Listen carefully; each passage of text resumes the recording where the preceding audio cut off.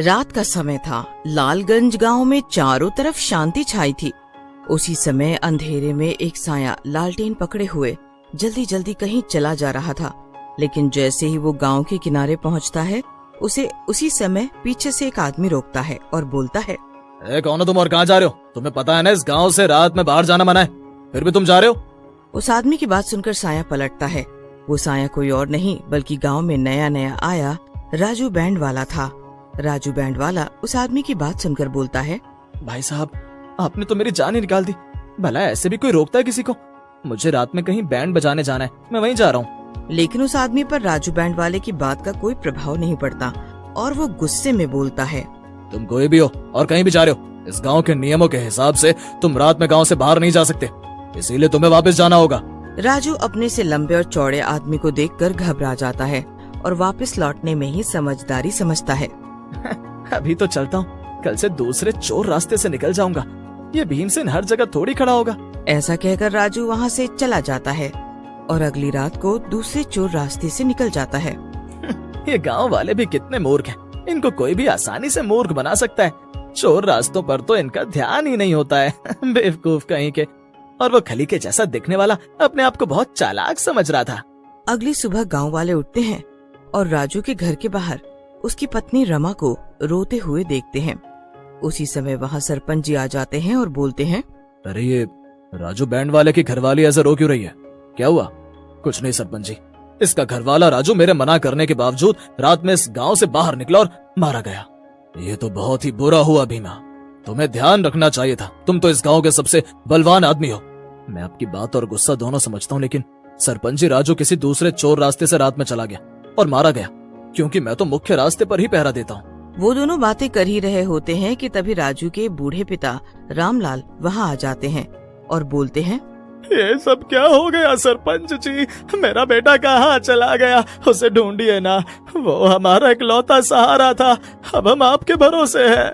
रामलाल की बात सुनकर वहीं खड़े गांव के कुछ जवान लड़के, जिनके नाम सोनू और मणि होते हैं, बोलते हैं, चाचा जी आप चिंता ना करो, हम गांव वाले मिलकर राजू भैया को ढूंढेंगे, क्योंकि अगर इसी तरह से गांव वाले रोज गायब होते रहे तो कुछ समय में इस गांव में एक भी आदमी नहीं रह जाएगा।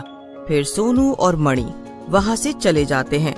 मणि सोनू से बोलता है, सोनू भाई, आप गांव वालों से बोल तो आए हो कि लोगों को ढूंढोगे, लेकिन आपको पता है कि वो लोग कहाँ हो सकते हैं जो गायब हुए हैं? तुम्हारी बात में तो दम है, लेकिन मुझे न जाने क्यों लगता है लोगों को खो जाना जंगल में बहने वाली नदी से जुड़ा हुआ है। हम दोनों को उसी नदी के पास चलकर देखना चाहिए।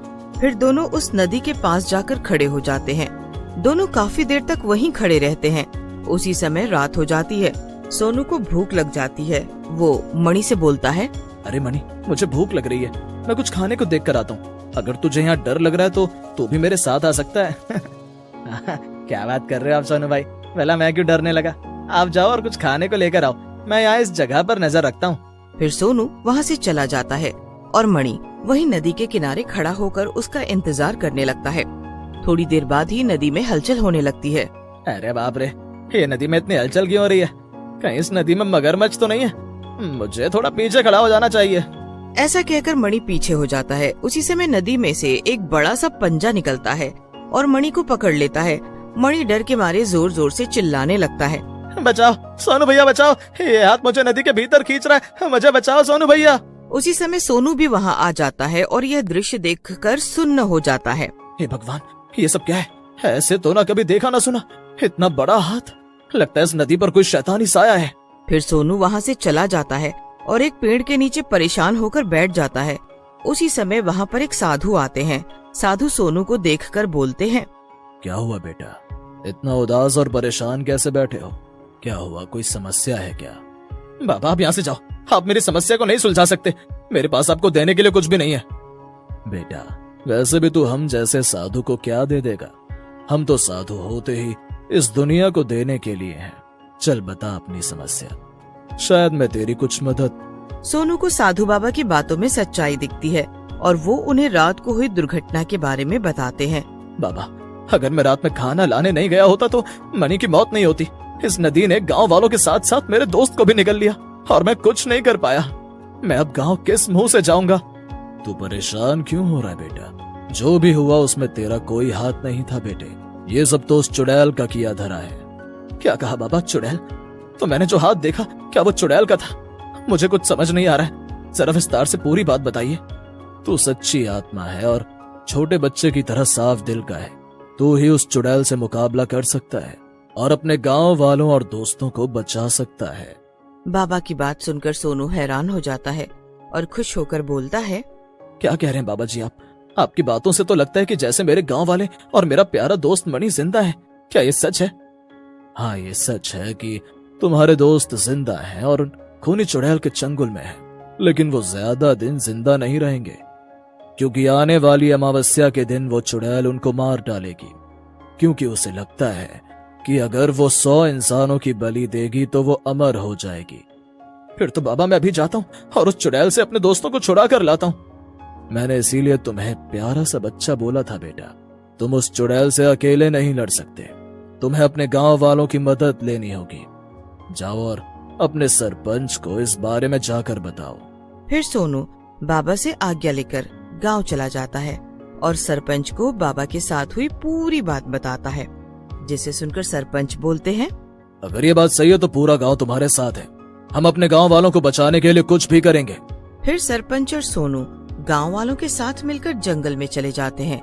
वहाँ उन्हें साधु बाबा ध्यान लगाए हुए दिखते हैं। सरपंच बाबा को पहचान जाते हैं और सोनू से बोलते हैं, अरे सोनू बेटा, ये तो बहुत बड़े संत हैं, ये तुम्हें कहाँ से मिल गए? इनके तो दर्शन से ही सारे पाप धुल जाते हैं। उसी समय साधु बाबा अपनी आंखें खोलते हैं और सोनू को पास बुलाते हुए एक त्रिशूल देते हैं और बोलते हैं, ये शिव भगवान का पवित्र त्रिशूल है, तुम इस त्रिशूल को चुड़ैल के माथे पर गाड़ देना। त्रिशूल लगते ही वो चुड़ैल मर जाएगी और गांव वाले उसके जादू से आजाद हो जाएंगे। जैसे ही सोनू त्रिशूल को पकड़ता है, वो साधु बाबा वहाँ से गायब हो जाते हैं। सरपंच जी, मैं अब उस चुड़ैल को बुलाने जा रहा हूँ, आप सब गांव वालों को लेकर छुप जाओ और जब मैं आपको इशारा करूंगा तब आप सब बाहर आकर चुड़ैल पर हमला कर देना। ऐसा कहकर सोनू नदी के किनारे जाता है और जोर से चिल्लाता है। सोनू के चिल्लाने पर नदी के पानी में हलचल होती है और वही खूनी हाथ बाहर आता है, लेकिन जैसे ही हाथ उसकी ओर बढ़ता है, वो पवित्र त्रिशूल को उस हाथ से छू देता है। जैसे ही वो उस हाथ को छूता है, हाथ जलने लगता है। साधु बाबा की जय हो, ये पवित्र त्रिशूल तो सच में बहुत ही ताकतवर है। जैसे ही हाथ जलता है, वहाँ पर एक देवता आ जाते हैं और सोनू को बोलते हैं, सोनू, तुम्हारा शुक्रिया, तुमने मुझे इस चुड़ैल के चंगुल से आजाद करा दिया। मैं तुम्हें आशीर्वाद देता हूँ कि तुम इस चुड़ैल से जीत जाओ और इंसानियत को बचाओ। ऐसा कहकर देवता गायब हो जाते हैं। उसी समय चुड़ैल भी गुस्से में बाहर आती है और बोलती है, कौन है वो दुष्ट जिसने मेरे जादू को तोड़ा? मैं उसकी जान ले लूंगी। अपने सामने खड़े सोनू को देख चुड़ैल हंसने लगती है। तो तू है वो जिसने मेरे जादू को तोड़ा? इंसानों की भी हिम्मत बढ़ गई है। चुड़ैल अपने जादू से सोनू को बांधने लगती है। ये देख गांव वाले अपने लाठी डंडों से चुड़ैल पर हमला कर देते हैं। सोनू चुड़ैल के चंगुल से आजाद हो जाता है। फिर सोनू चुड़ैल को त्रिशूल के माथे पर गाड़ देता है। अरे अरे मर गई रे, अरे मर गई। नास मिटो, तुम सबने मिलकर मेरे किए कराए पर पानी फेर दिया रे। हाय रे हाय, मर गई। चुड़ैल नीचे गिरकर मर जाती है और मणि और बाकी के गांव वाले चुड़ैल के जादू से आजाद हो जाते हैं।